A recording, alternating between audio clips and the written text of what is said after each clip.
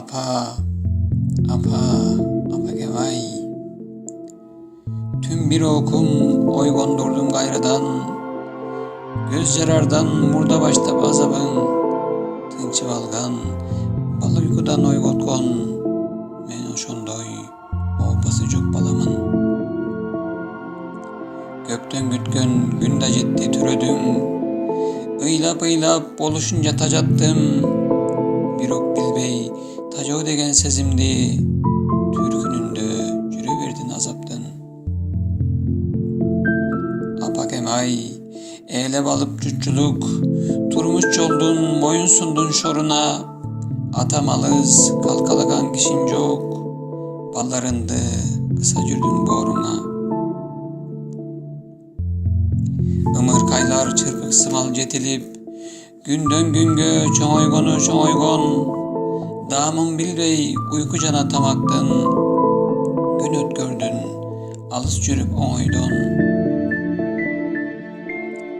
Jeňilbedin kaygılarga bekinip, katardagy apalardın türündöy, azırdagy tappay jüret oşçoýmun, oğum barby al deýlegen önüňdöy. Tendesi jok meriminde azdektep, salıştıram salkın tiýgen şamalga, senden alыс bilesim bir argasız, kabılıpmın türdüğü munzarga.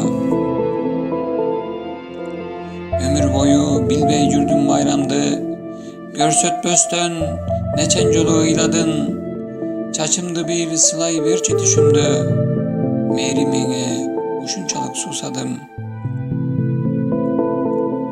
Aralaşıp kalsam dağı baldarga, alisağa kuşlar bulup gelemin, üy-jay gütüp alыс çakta jürsem da, dem birüdü beýis çıktı ilebin.